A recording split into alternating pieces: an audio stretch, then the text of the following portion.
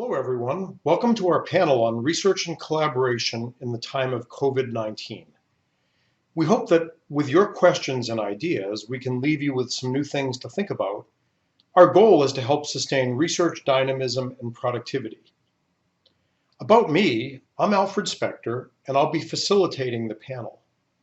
Most recently, I've had engineering and operational responsibility for Two Sigma Investments and the roughly 700 engineers and researchers who support a similar number of data scientists and others.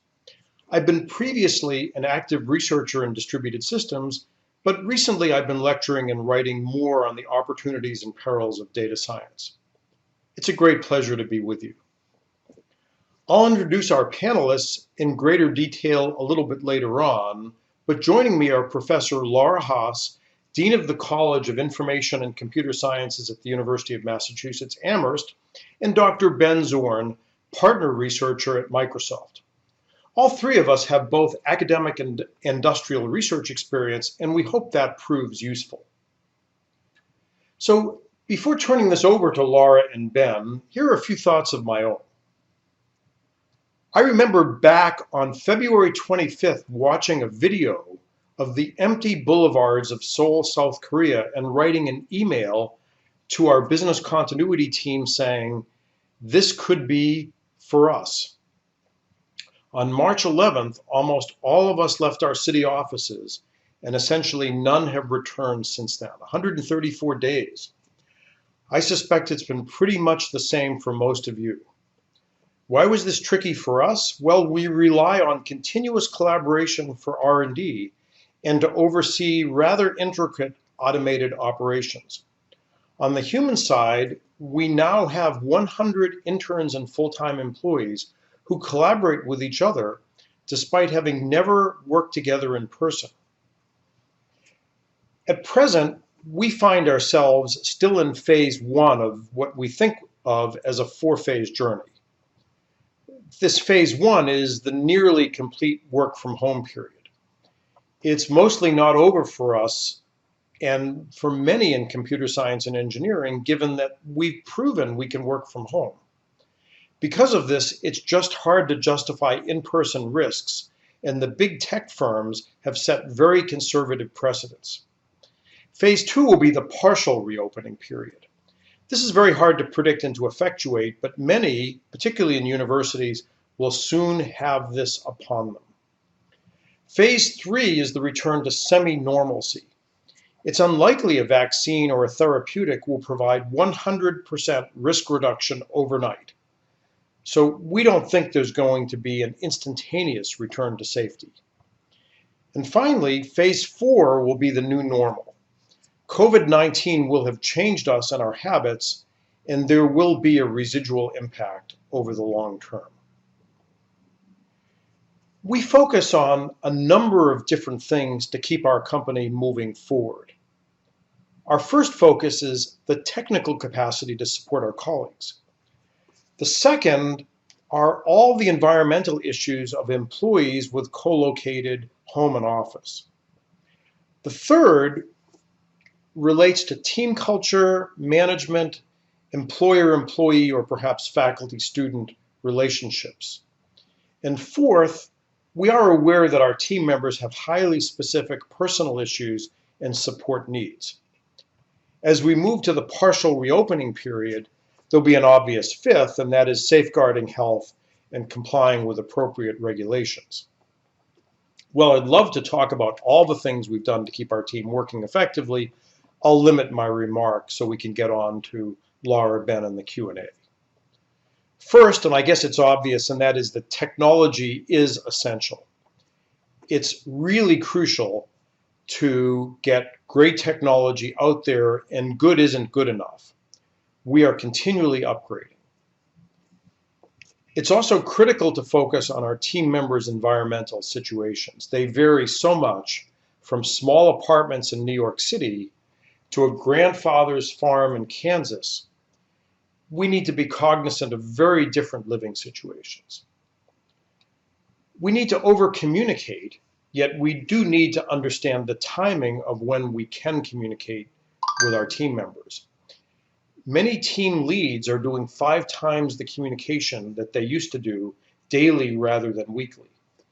Additionally, we've realized that the written word has lost no power to COVID-19, so we write a lot more and we use shared documents all the time. David Dobkin, formerly Dean of the Faculty at Princeton, reminded me that a culture of shared documents should be particularly useful for PhD advisors as well. Perhaps we should be insisting that students prepare written prose before meetings. Regarding individual support, initially many found remote work from home to be novel and perhaps okay, but many eventually began to hit the wall with work from home, I think much like a Boston Marathon runner does at mile 17, so-called Heartbreak Hill. With COVID-19, it's worse because we don't know the race course and we don't even know when the finish line comes up. To help, we remind team members that just getting through this is a victory. We are lucky to be productively employed, studying, or researching, but if it seems like a grind, it really is. On the other hand, we remind team members that they can do very special things they would not otherwise have done, and they can have great memories from this period, not just at work, but outside of work. I'm learning the finale of the Chopin Cello Concerto, and I'll be accompanying my son Ben at the end of the summer. That just wouldn't have happened, so that'll be one of them for me. And finally, we need to be concerned with health. Getting employees back to the office is even harder than getting them out. How do we gain the benefits of collaboration with needed social distancing? In fact, we do debate whether phase 2 can provide sufficient benefit to be worth the cost. But we will eventually move back because of the positives that come from rebuilding social capital and easing transitions for the newcomers in our midst, and more.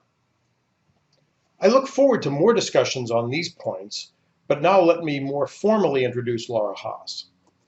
Laura spent most of her career at IBM Research working on data integration, rising to be an IBM Fellow. In 2017, she moved to her current position as Dean at UMass.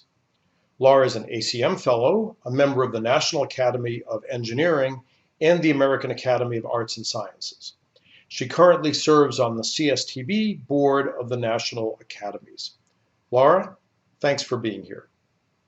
Although most of my career was in industry, I'm going to address research in my current context as an academic at an R1 university. UMass Amherst announced we were going remote the Friday before spring break, March 13th. Faculty and staff were asked to stay home and not go into their offices or research labs. I will use a survey UMass conducted in May to illuminate our faculty's experience in this working from home phase and our solutions, and then discuss what we are grappling with as we partially reopen campus. Our guiding principle was to ensure the health and safety of our community while making every effort to deliver a solid educational experience for our students and support the careers of our faculty. Not surprisingly, a key finding of the survey was that faculty felt their research suffered. 84% felt they had less time for their research than they had planned. Only 49% felt they would be able to do most of the research they had been planning on this summer. We are trying to lessen the impact of this productivity loss on faculty careers by an automatic one-year extension on tenure clocks and on spending of startup funds, a new section in the annual faculty review on the impacts experienced, adjusted guidelines for teaching reviews to mitigate effects of remote teaching on tenure or promotion cases, and providing additional funds for technology to support remote work and teaching. On a positive note, the crisis has also spurred new work, with 13% of the faculty now doing research related to the pandemic. Graduate students are essential for faculty productivity, but most live in tiny apartments or in shared housing. Many do not have quiet spaces for meetings or to think. We encouraged them to stay home, but did set up a simple way for them to occasionally use their lab space without risk. This enabled high-stakes meetings, like running sections for the TAs or interviewing for positions. Interestingly, the single biggest challenge experienced by 75% of faculty and staff was dealing with student anxiety and other mental health issues. While the university made counseling services available via phone, Zoom, and email, many students preferred to talk to a known faculty or staff member. Many stopped making progress. International students were, and are, terrified that they would be sent home. Many of our students are food insecure and worried about losing their jobs on campus. Others worry about getting COVID. Faculty, staff, and students alike have been reeling from the death of George Floyd and its aftermath, such as re-examining all our processes to make them more just. Bolstering the students, finding them resources, and trying to make them productive consumed many faculty cycles, disproportionately affecting female faculty, though reported by many of all genders. Balancing family, work, and household responsibilities was the second most challenging aspect of remote work, named by 71% of faculty, with time management related, a close third. This had an impact on both sexes. 61% of our faculty have someone in the house needing care, children or older adults. 50% of men and 63% of women with children found the lack of childcare greatly impacted their ability to work remotely. 79% of faculty with children in elementary school or younger found their homes unconducive for remote work. While the university provided additional funds for childcare, few could take advantage of them as childcare was largely not available. We are eager for childcare in schools to safely reopen. Going forward, we are focusing on how to reopen labs to faculty and graduate students safely. Every room in our buildings has been labeled by its maximum distanced occupancy. Faculty will group their students into teams, with each team and faculty member assigned periods for lab usage. Cleaning protocols, traffic flow, and restroom conventions are being designed. We expect up to 60% of our students will be on campus, but most classes will be remote and few events will be held. Hence, for our buildings at least, graduate RAs, faculty, and a few staff will be the sole occupants. We hope the ability to be in the office for some time every day will improve research productivity and ease time management for faculty and graduate students alike. Thanks, Laura. Let me more formally introduce Ben Zorn. He is co-manager of the RISE Group, a programming language and software engineering research team at MSR Redmond. Ben was previously a professor at the University of Colorado in Boulder and devotes much attention to the research community, for example, as a member of the ACM SIGPlan Executive Committee and the Computing Community Consortium Council. He's had so many other service activities, I can't possibly do his career justice. Ben, thanks for being here. First, let me say I'm honored to be invited to speak on such an important topic and being in the company of such distinguished panelists. COVID is bad. Yeah, I know it doesn't need to be said, but I'll say it anyway. COVID has caused countless tragedies. And on the topic of this panel, it has had a terrible impact on research and collaboration. In many ways, our normal processes have been impacted. We have fewer hallway conversations. People are dealing with constant uncertainty and anxiety, as Laura has mentioned. Foreign students are worried about visas, etc. One thing I want to reiterate is that some individuals are much more affected by COVID than others. Some are caregivers with kids at home. Some are individuals taking care of elderly or colleagues mourning the death of a loved one. We know that communities of color are much more affected by COVID outbreaks. The list goes on and on. My strongest recommendation for research and collaboration in the time of COVID is to have empathy and compassion for those you work with. Be flexible and support them in the best ways possible. Computing technology has given us tools to adapt. Remote collaboration tools have been essential for maintaining connections. Suddenly, our entire society depends on connecting with friends, family, and colleagues virtually instead of physically. I want to thank the organizations and engineering teams, such as Alfred's, who worked tirelessly over the last months and provided a near seamless transition from in-person meetings to video meetings and working from home. Despite virtual meeting usage increasing by at least an order of magnitude, scalable cloud computing technology enabled that growth. In addition, teleconferencing projects added innovative new features in response to demands, including virtual classrooms, virtual conferences, etc. Speaking of which, I also want to thank the amazing conference organizers, including the organizers of this conference, for shifting so quickly from a physical format to a virtual one. Under great pressure, their efforts to innovate with a virtual conference format will have lasting legacy beyond COVID. Great research thrives on expected and unexpected social connections. COVID makes such connections more difficult, especially when people don't already know each other, such as for new team members, new students, or interns. Being virtually connected means that many mechanisms for casual interactions, such as stopping by an office or talking over coffee, are no longer available. As a result, we need to be proactive in our social structures and use technology to ensure that we stay connected. Innovations along these lines include explicit virtual coffee hours, virtual office hours, and attempts to virtually recreate the social dynamics of physical receptions, as was done using Gather at PLDI 2020. Many innovations are possible in this space, and hopefully will enhance social aspects of virtual meetings in the future. COVID is accelerating trends that were already happening. Before COVID, I started collaborating on a recently released CCC white paper entitled Evolving Methods for Evaluating and Disseminating Computing Research. In it, we document some of these trends. Specifically, the internet has had enormous, largely positive impact on research and collaboration. Dimensions of changes to the computing research process include increased participation, accessibility, and the speed of the process.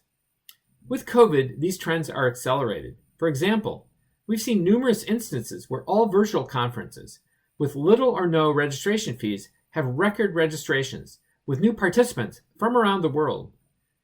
In addition, preprint archives like Archive, bioRxiv, and medRxiv allow an accelerated distribution channel freely available for all new research results. For example, there are already 6,200 preprints on COVID available from these sources, all published in 2020. Similarly, social media such as Twitter is being used to rapidly and widely disseminate new COVID results. To summarize, the pressure for science to address societal changes like COVID have never been higher, and the technology created by our community is an essential part of the response to these pressures. For more information on both the positive and negative implications of these trends, I refer you to the white paper. COVID will forever change research and collaboration. These are historic and difficult times. Now more than ever, society depends on information technology to collaborate and innovate in response to these enormous challenges, both foreseen and unforeseen. I'm proud to count myself a member of this community and thank all of you for the contributions you've already made to society. As difficult as these times are, I urge all of you to rise to the challenge that COVID presents and help us move beyond it. From the lyrics of Lin-Manuel Miranda's fabulous musical Hamilton, history has its eyes on you. Thank you. Ben?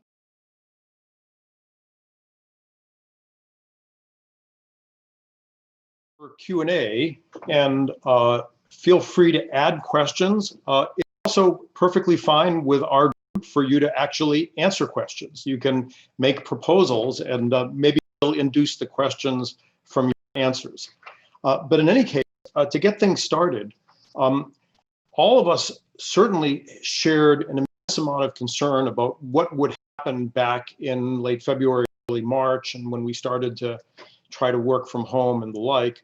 What I'm wondering is, how has it played out? How do you see the productivity as having gone for the students that are doing research, faculty, and the research staff members that you have at UMass and at Microsoft? Laura, do you want to go first? Sure, thanks, Alfred. As I said from the survey, the faculty felt like they were greatly slowed down, or at least a large percentage of them. That said, there are others who actually say they have been much more productive over the last few months than they normally are.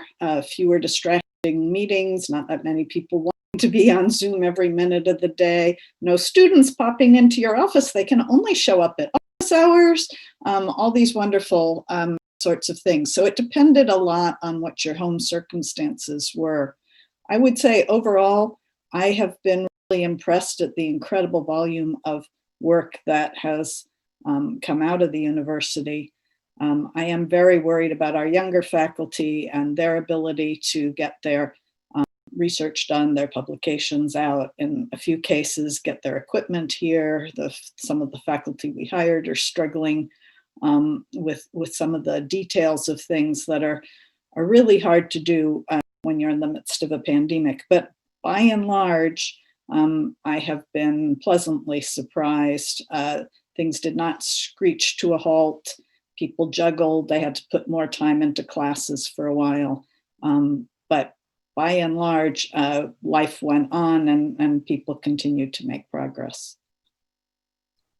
Ben, do you have a response? Yeah, I say a few things. I've been thinking about, a company like Microsoft is multinational. And so at some level, the involvement of people, remotely has been really part of my job, for years. And I think that to some extent, so having meetings in a room with a virtual participant, was a common occurrence even before COVID. I do think, so in some ways, the shift is somewhat less dramatic when you think about, well, instead of just one person or, a subset of people being remote, now it's everyone. So superficially, I think in some ways, things, especially in the research organization, I think things are similar. What I think is really lost is, and there's a number of studies around this, what the different cognitive issues are with respect to doing a remote meeting, with all people remote versus being in the same room with people. I think that the challenges here are that in some ways it feels normal, but underlying that normalcy, that veneer, are a lot of issues that make it more challenging to be productive and to really communicate effectively. So yeah, I can say more, but I do think that the multinational nature of large companies, with labs in our case in Cambridge and Bangalore and Beijing, make it so that interacting with people remotely is actually part of what we do on a regular basis. So it kind of leveled the playing field of people that were local and remote. There was no difference, and notice that at 2 Sigma as well, is it's eliminated that it may be because there was such enormous benefit for people being in the same room. That's the downside. That's now lost, and now everyone is at the same level. We received a question from Julie Kientz saying and commenting on the difficulty for caregivers in this situation, and in fact, differentially difficult situation that they have if you have someone young or someone else at home. Schools and daycares are not yet reopening in many cases. What can we do about that? What can we do as leaders of organizations? I have been wondering lately, some people are addressing this in our community by forming, I guess they call them pods. Make a pact with a set of other families, basically, and you agree to what the rules are and that you'll, wear masks in this and that circumstance. Here's the rules we're all following by, and then share the child care responsibilities. This is a lovely solution for those that have friends with kids the same age and so on, but it's not very scalable. So I've been starting to ask if there's something that we can do to facilitate people, especially those who might be new faculty coming in, new to the area, et cetera, in finding compatible pods that they could make some of these deals with. Because otherwise, if you're not lucky enough to have family in the area, or a retired pseudo grandma, or whatever else there is, it's really challenging. young kids take a lot of time and energy, and they're well worth it. Not arguing about that, but I don't think there's a silver bullet until people start feeling like it's really safe to reopen daycare. Ben, what's Microsoft thinking about this? So in terms of supporting, people with the challenges in terms of working at home, I think that the flexibility, giving people the ability to be flexible in the way that they work, in the amount they work, I think that's important. I think companies, at least Microsoft, recognize that. At some level, there are just challenges that there's no technical solution. It's really about everyone appreciating that these are very challenging times and that we will get through it. I mean, at some level, this is particularly bad for people with young kids, et cetera. But on the other hand, I think that we will at some point be able to shift into a different world. But until then, you're right. Being understanding and supporting people that have those challenges is really important. I can say a little bit too. I think there is a direction we've seen, and I think will accelerate around to the degree to which at some age virtual classrooms become effective. And I do think that we're seeing from universities on down a more experimentation around how to engage students remotely, how to get the benefits. Obviously you can have sort of watch this video, and that's so. But I think that the ability to create constructive interactions among students where they learn from each other is a fundamental to a really good learning experience. So at some level, technology can help with that, and the technology around virtual conferencing, around meetings like this, is a starting point, but it's not the end. I think what we really see is more thinking about how to create breakout groups, how to create elements that engage the participants. So, for example, like posting the polls. We have the polls in Slido, for example. Just going beyond like just watching a video. And so I think we're still very early in understanding the best way to do remote conferences, but also remote education. And I think there's a lot of opportunity there. And companies have been very innovative. I have to say, I think that some of the people in Microsoft that feel the most pressure right now are people working on, say, Teams, which is enormously increased in the amount of consumption of that media, and also at the same time, people want all kinds of new capabilities, which are very appropriate.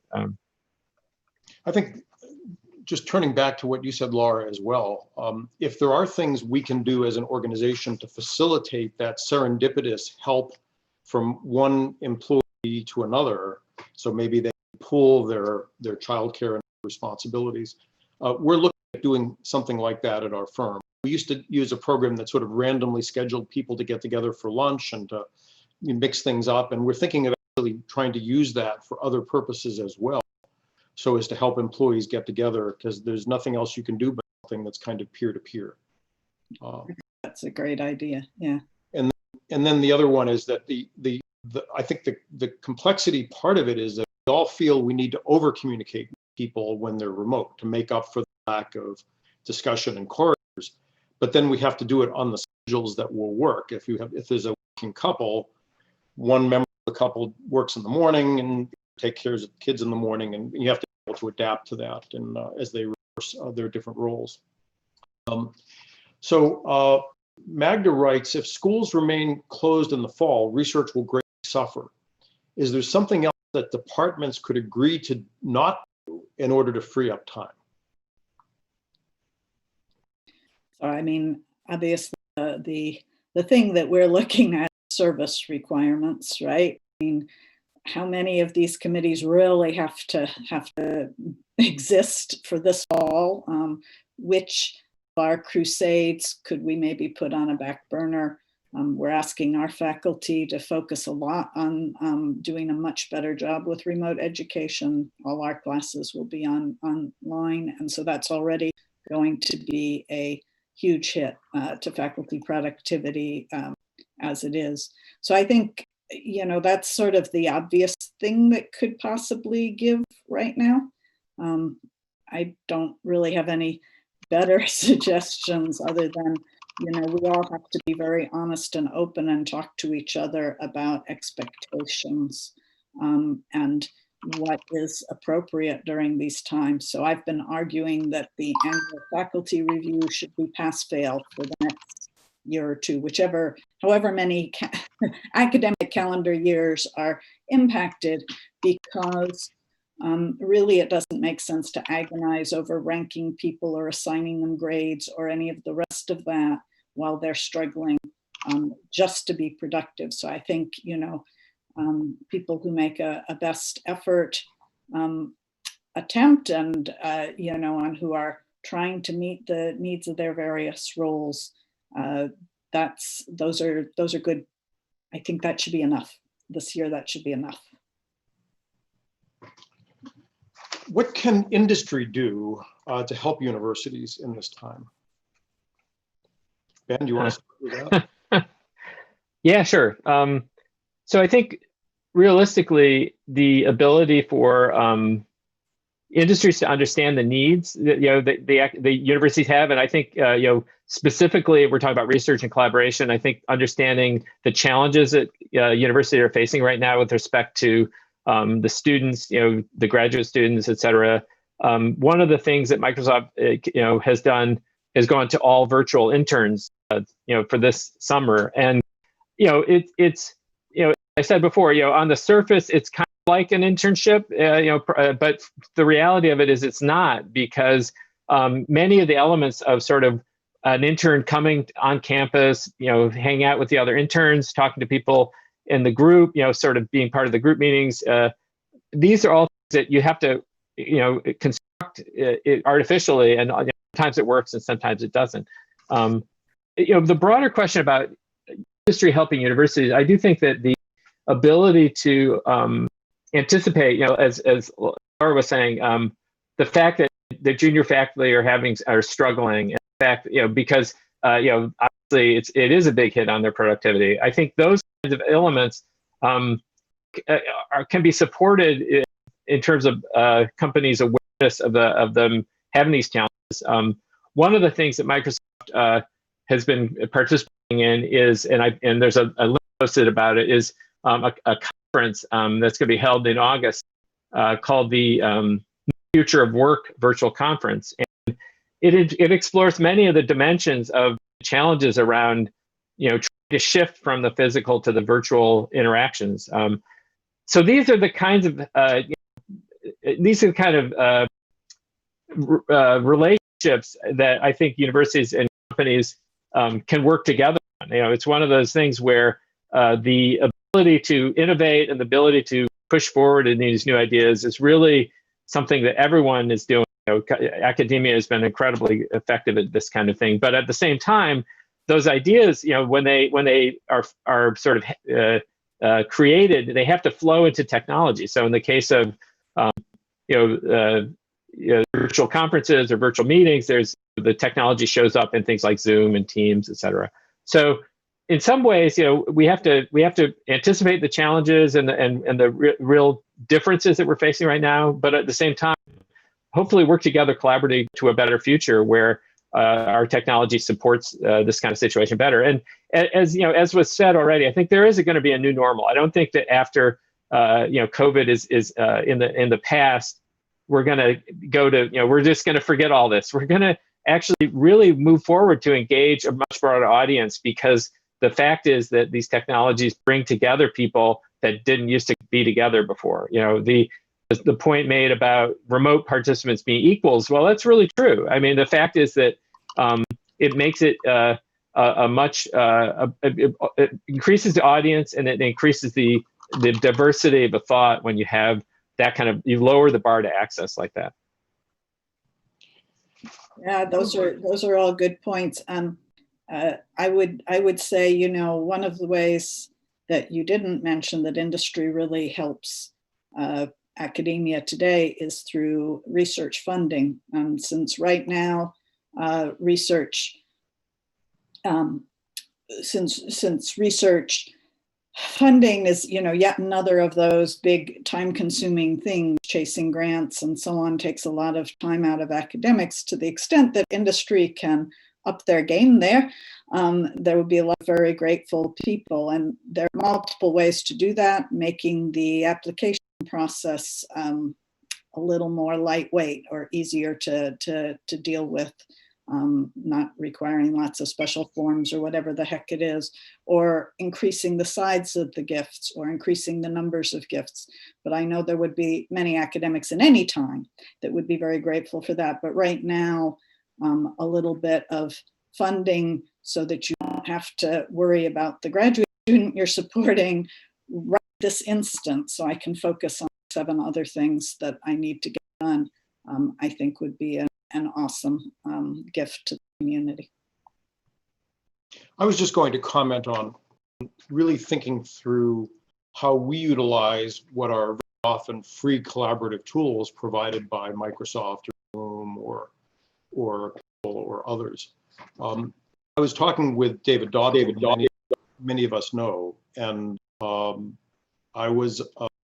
we were discussing what we were doing to try to enable groups to get together and design new things, more or less like researching new projects. And shared documents played such a large role in what we were doing now.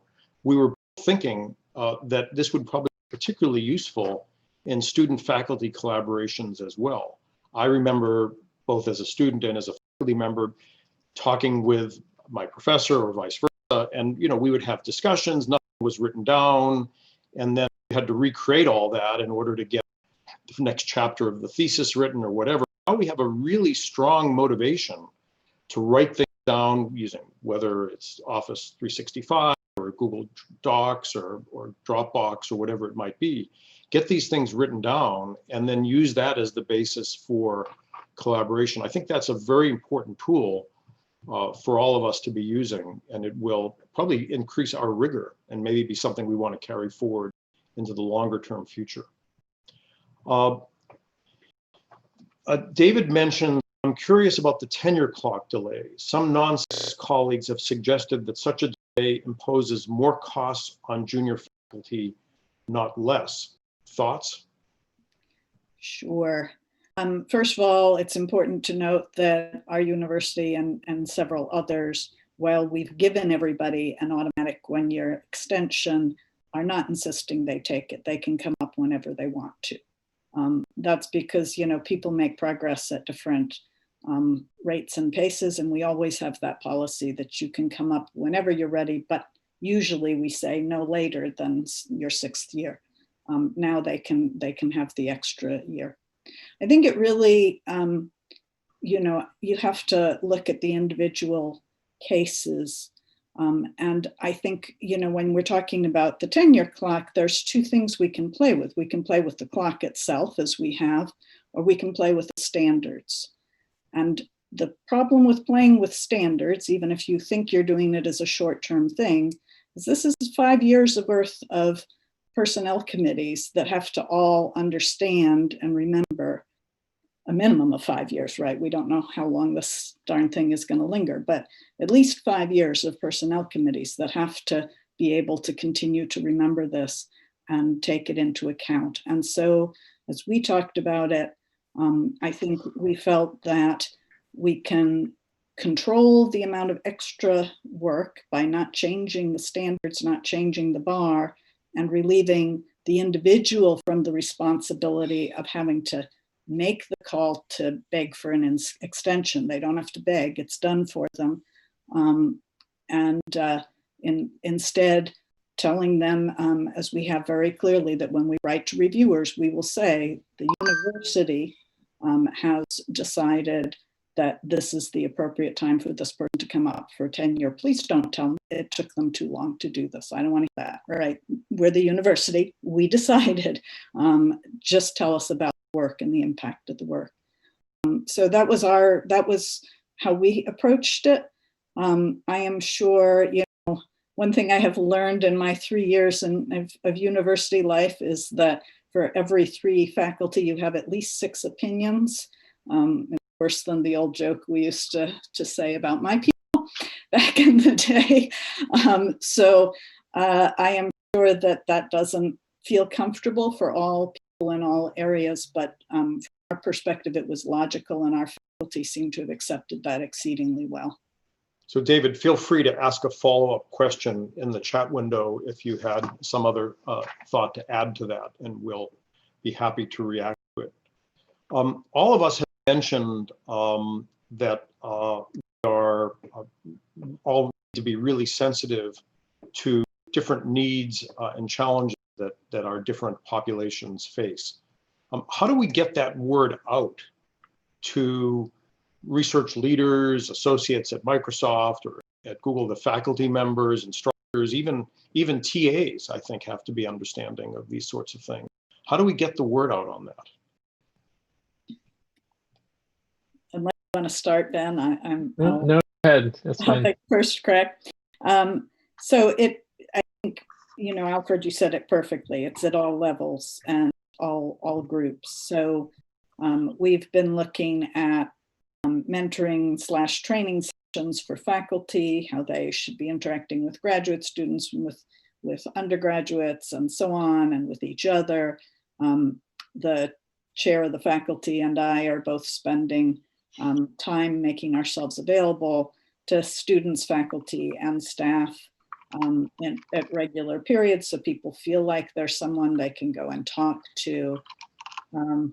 But we're trying to keep the social connectivity of the college somewhat intact. So in particular, I have an Office of Inclusive Community that is continuing to hold like Monday teas, and people get together on Zoom or whatever, and they bring their own tea, but we chat about tea-like things and not about work-like things, and those have proven quite popular.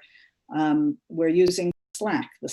Most of our staff had never used Slack before, but they are now loving it. They're trading gardening things and recipes and pictures of their kitty cats, I guess. They're a very popular thing on kitty cats. Not a cat person myself, sorry.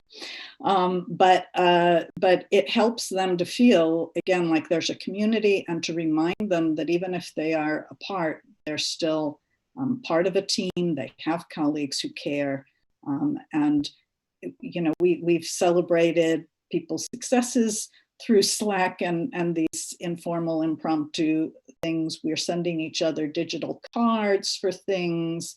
We mourned the death of a chicken this last week because one of our students had, they raised chickens and they had the very dear chicken. And so, there are ways just to make them feel like people care. And I guess we just have to all be very creative about that.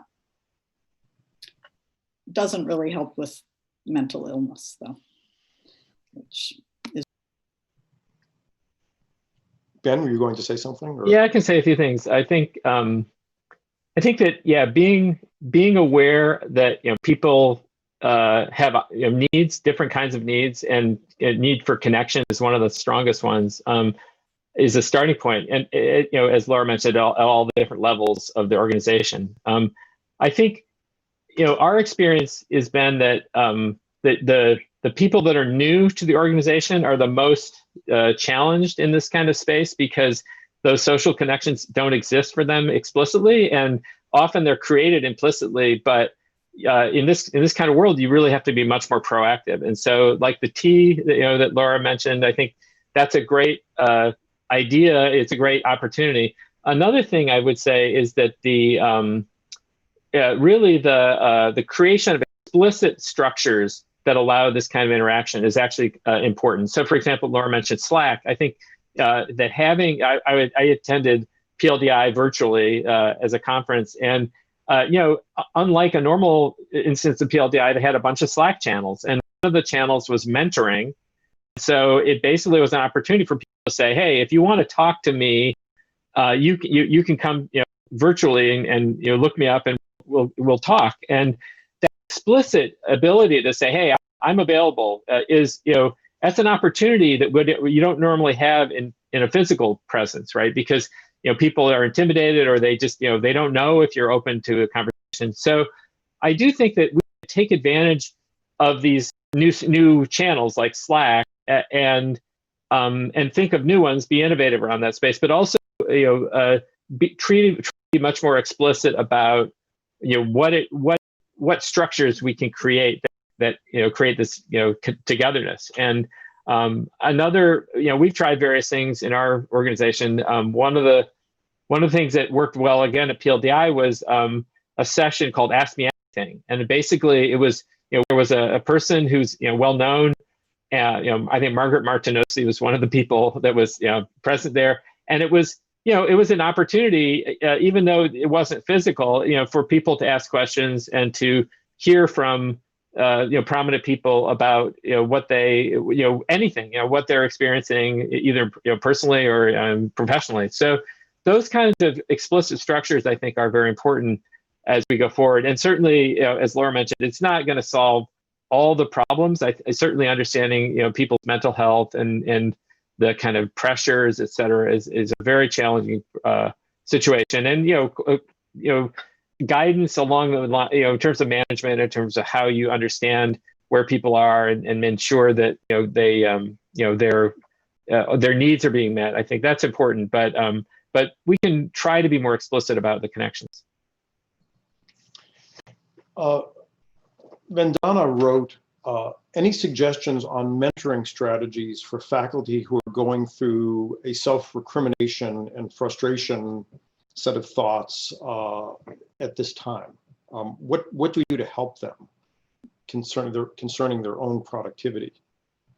And she explicitly mentions we should consider gender, which could actually be an issue and is probably correlated with probably women probably have a somewhat harder time, just the way things are. You want to go first, Ben? I'll comment, since I'm not in a university, I'll give you folks a chance to think a little bit.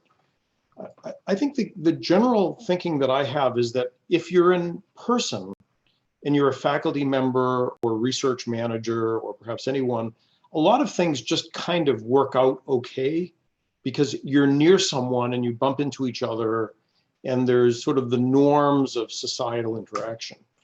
And I think what needs to happen in the management of students or faculty members or teams remotely at distance is we have to be very explicit about it.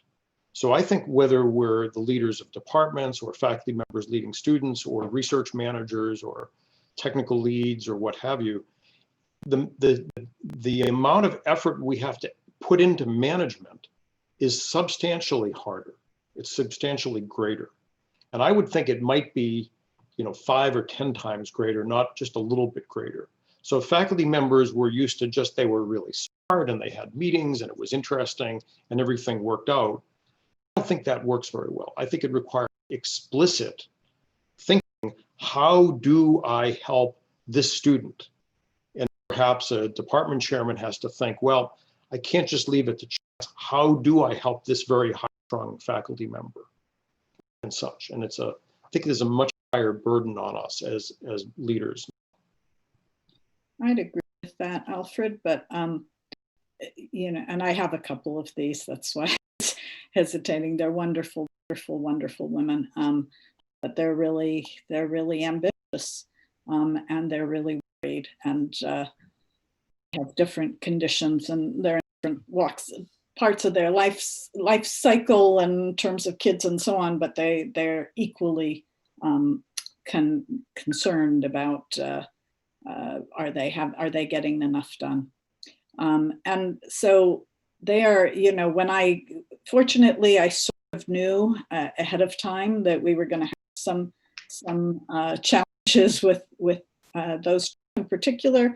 And so, I've made it my business to reach out to them as another woman, somebody who lived through it. And I can joke about, oh yeah, when my 2 kids were this age and I was trying to start a business within IBM and do research and do this, I know exactly how you're feeling right now. You feel guilty every minute of the living day, blah, blah, blah.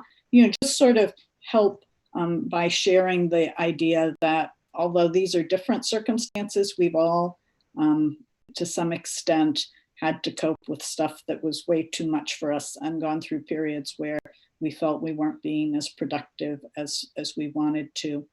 I can do that to a lesser extent for some of our female graduate students. There, we just keep reiterating to the advisors, you've got to reach out. You have to work with them. Unfortunately, most of them have male advisors, and so they're a little less open with them about sharing. And so that's another challenge in the academic environment for many schools, not all of them, but that we don't have as many female faculty as would be nice. On the other hand, if my female faculty had to cope with female graduate students who were also feeling unproductive and whatever, that just compounds the issue. So we've been trying to reinforce and back up the chair and the dean approaches and the advisor approaches with staff.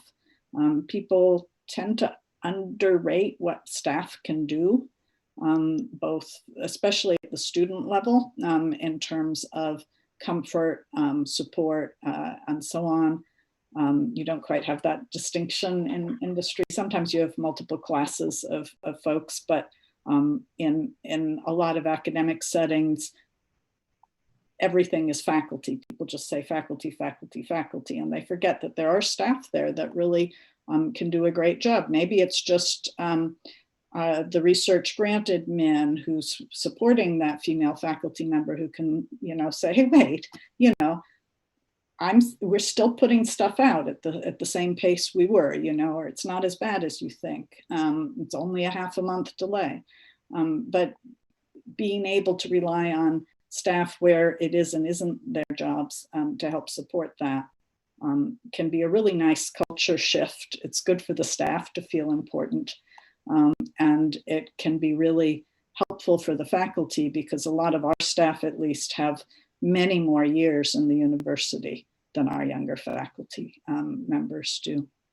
So just a few extra thoughts. It's a challenging problem, and basically we just have to get people to focus on their own well-being. And so when I talk to people, I always leave the conversation with you need to be taking care of yourself. Tell me where you're going on vacation. Tell me or if you're not going anywhere, tell me what you're doing to make sure you unplug, right?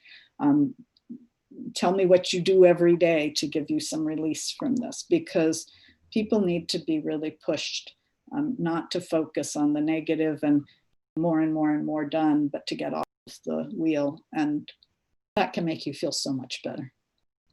Yeah, Ben, I don't know if you had this at Microsoft, but at our firm, a lot of our employees came to us in March, April, and May saying, we're not going to be able to take our vacation time this year. We want to have unlimited vacation carry forward into the following year so that, we can work and not take vacation when all we can do. And actually, we told people, we don't think that's good for you. I mean, there may have been business reasons to not do that also relating to accounting, but there were reasons to not do it. So actually, we not abide by that so far. We've said, look, you guys should find a way to relax and do something. There'll be times to do that. So we're with you, Laura, on that. We have to separate work from life and have some life here.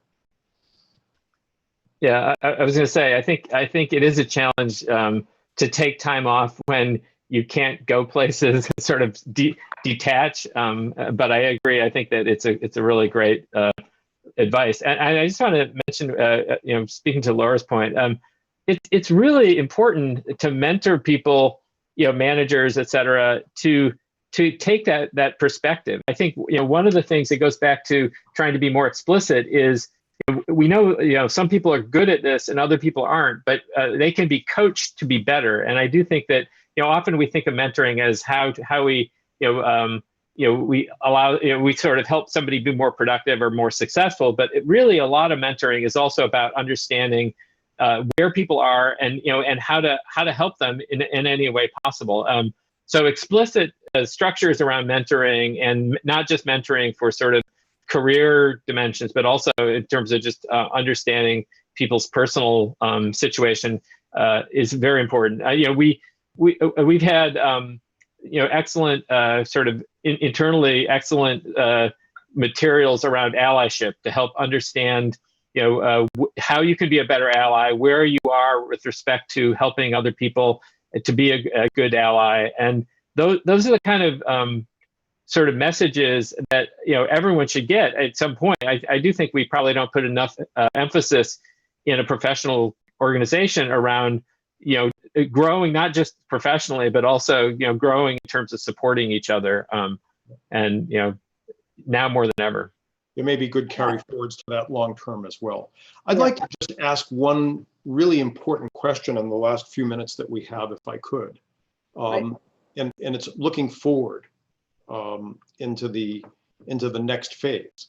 So universities are under great pressure. Laura, you've told me the amount of pressure you have to have students back on campus and to do as much as you can to have them benefit from their proximity. At Microsoft, I'm sure there are similar kinds of thinking. How do you get people to be able to be nearer each other? Just briefly, what do you think phase 2, that is some partial reopening, will look like for you from the perspective of the research establishment? Ben, do you want to go first? I'll go first. So, there are explicit plans across, Microsoft as a company, since it's multinational. Some offices, et cetera, are open or have more, much more open structures.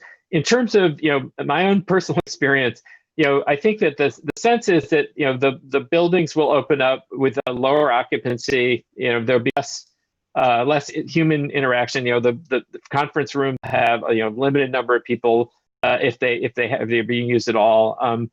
I do think that the tracking of progress in terms of where the community is with respect to the amount of transmission, the amount of testing, et cetera, being done. I think the good news there is that as we see other countries evolve in terms of their success against COVID, it becomes clearer that there are definitely successful ways to sort of move from being where we are now, which is unfortunately not very good, to a place where things are closer to normal. And there are practices, obviously wearing masks, having a certain amount of testing going on, et cetera, are part of that. So the good with a large organization that you feel like you are getting very sound advice about the best practices. And to be honest, I think that sharing best practices across organizations is very important. Unfortunately, I don't know that many of the best practices that applies to, say, Microsoft would apply in an academic setting. I do think that the challenges that universities face are much different, and it may be even much more difficult. Yeah, so as I hinted, we're doing the planning now and lightly stepping into that second phase that Alfred outlined. So we have, in particular, looked at all of our buildings, well, all 2 of them, measured every square footage of, gotten the floor plans and gotten the measurements for all the labs, figured out the de-densified, proper distanced capacity of each lab. And now there is an application process. So if a faculty member wants to allow some of their students back into the labs, and when we say labs, that includes where the graduate students sit. So it's not usually full of machinery. It's really large office spaces and so on. The faculty member can fill out a long, complex form. No, it's not too bad by academic standards, but that documents, who is allowed in the building for what hours. They're supposed to divide their students and themselves into teams and document certain hours or blocks of time in which a team is allowed in, and how what the cleaning protocols are going to be. I mean, there's recommendations from the university, but how are they going to ensure that the students or whoever's using the room is going to clean? Meanwhile, the university is looking at traffic flow through buildings and trying to make sure of that it's sort of one way. You don't run into people more than you need to in halls. So we're taking a very, very cautious approach, I guess I would say. And we're hoping, again, that if we can let people back into their spaces, even if it's only 3 or 4 hours a day, that will just make everybody feel so much more productive. And even if it's not normal in there, at least it will be peaceful. And maybe they'll feel like they're getting more done. Ben, Laura, and everyone that asked questions, thank you so much.